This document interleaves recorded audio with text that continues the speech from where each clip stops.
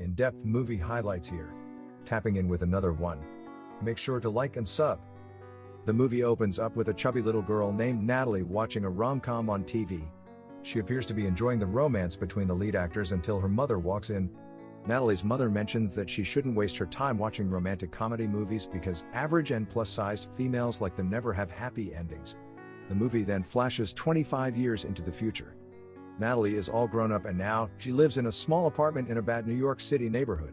She hates the neighborhood because there is trash littered everywhere. Natalie lives with her dog, Baxter, and loves him a lot, but unfortunately, he never listens to her. As far as neighbors are concerned, she lives next to a weird and arrogant guy named Donnie, who is always up to some shady stuff. For a living, Natalie works as a chief architect in a medium-scale firm. However, despite her experience and position, she is kind of a pushover amongst her co-workers. Natalie's co-workers always make her do jobs that are way below her job description, like throwing their leftover food or calling the IT guy to repair the printer. At work, Natalie's only friends are Josh and her assistant Whitney. One day, they receive a new client, a handsome billionaire named Blake who has hired Natalie's company to design his new hotel. Natalie is set to give a presentation for the hotel's parking garage, but she is extremely conscious and insists on emailing the design instead. However, Josh gives her some confidence and drags her to the meeting room. She enters the room with her coffee and Blake mistakes her for the office maid. To make matters worse, he drinks the coffee and instantly hates it, so he asks her to fetch another one. Natalie tries to correct him, but her boss makes her go grab Blake a fresh one. With no other choice, she obliges and Josh accompanies her to the shop. Along the way, Natalie pretends to be not hurt, claiming that she wasn't expecting to be the star of the meeting anyways. She also says that plus-sized girls like herself are always invisible to handsome hunks like Blake. Being the nice guy that he is, Josh comforts her, and soon, they return to their office. Later, as everyone is busy with their work, Natalie notices Josh looking towards her. At first, she becomes excited that someone has finally started to like her, but when she turns around, she learns that Josh was just staring at a large billboard of a swimsuit model outside her window. Natalie then catches her assistant, Whitney, watching and crying over a rom-com movie at work. For the first time, Natalie chastises her and goes on a cynical 3-hour rant about why romantic comedies are bullshit. She asserts that the movies are filled with lies because no one wakes up with full hair and makeup. The movies also depict that two women at a workplace are mortal enemies, which is obviously not true. Moreover, the rom-com movies always have a cliché gay best friend whose sole purpose in the story is just to help the main actress. The endings always have a slow-motion running sequence and the lead actors are always trying to break up a wedding or get their lover back. Having had enough, Josh eventually interrupts her and asks her out for a karaoke session, but Natalie brushes him off. After Josh leaves, Whitney tells Natalie that he was asking her out on a date. However, Natalie insists that Josh doesn't like her that way because he is always gawking at the half-dressed model outside her window. In reply, Whitney comments that more people would notice Natalie if she were more open. Later, while Natalie is heading home via the subway, a good-looking guy seemingly starts hitting on her. Finally, taking her assistant's advice, Natalie decides to give the guy a chance and tries to flirt with him. However, the man turns out to be a thief and snatches her bag. Natalie chases him through the subway and somehow manages to knock him down.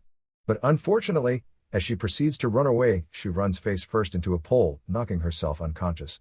Later, Natalie wakes up in a hospital to a good-looking doctor. Strangely, the doctor flirts with her and it creeps Natalie out as she is not used to being hit on by attractive men.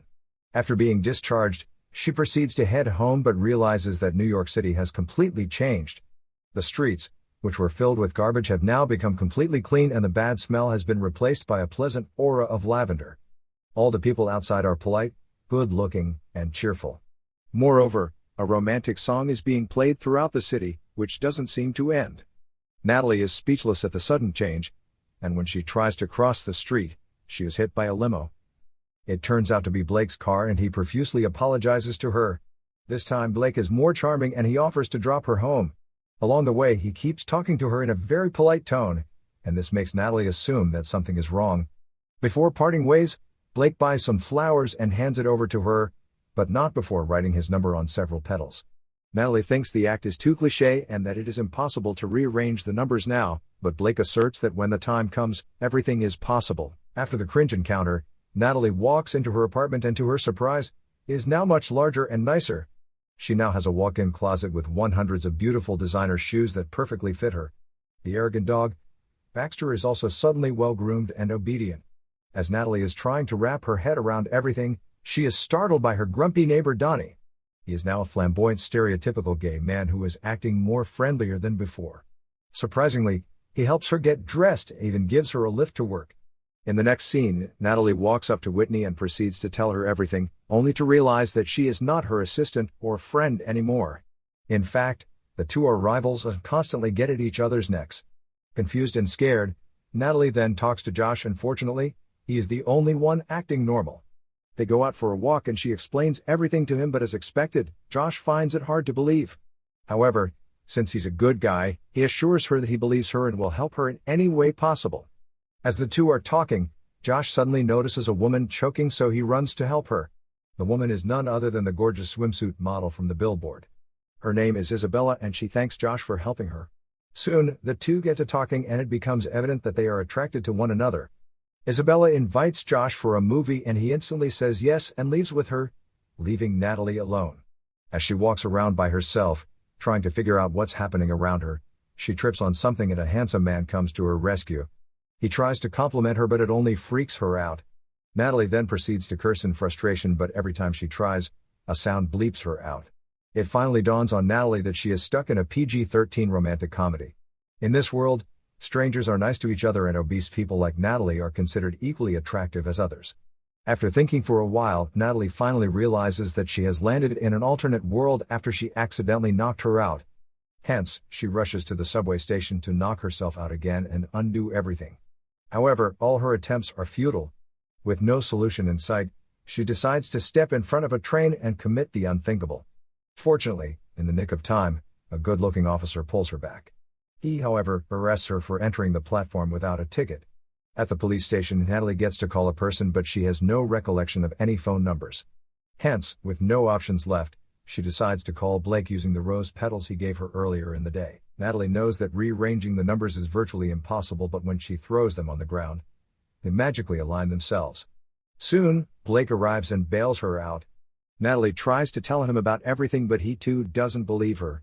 Frustrated, Natalie then comes to the conclusion that since she is in a romantic comedy movie, she must get someone to fall in love with her in order to get herself out. That someone is Blake.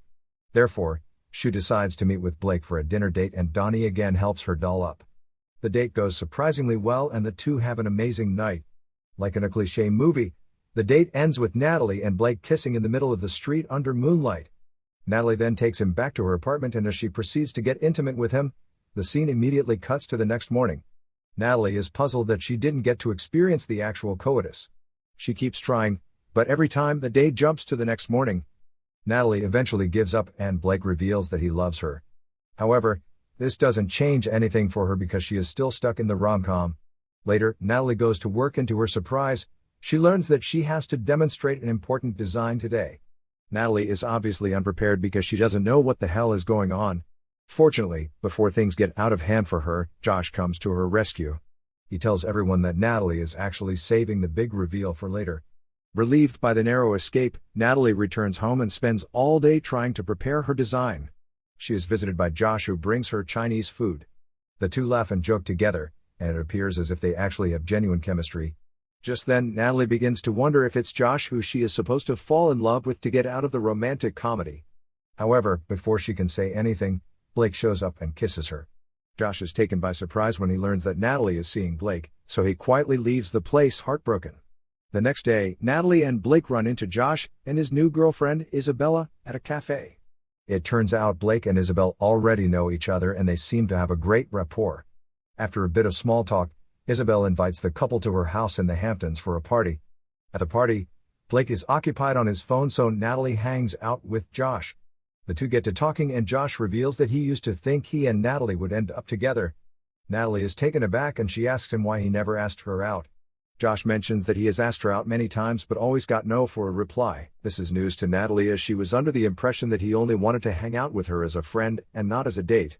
Shortly after, Isabella and Josh gather everyone at the party and announce that they are actually getting married the following day. This breaks Natalie's heart as she has started to fall for Josh. That night, Isabella takes everyone to a nearby bar and challenges Natalie to sing. The latter accepts the challenge and sings "I Wanna Dance with Somebody." She is initially underconfident, but soon everyone joins her, turning it into a full-blown musical number. The following day, Natalie wakes up to hear Blake pitching her idea as his own to someone on the phone. When Natalie confronts him, he shamelessly defends himself by saying that she won't have to work after she marries him. He also mentions that he expects her to take his last name. This upsets Natalie and she breaks up with him as she likes being an architect.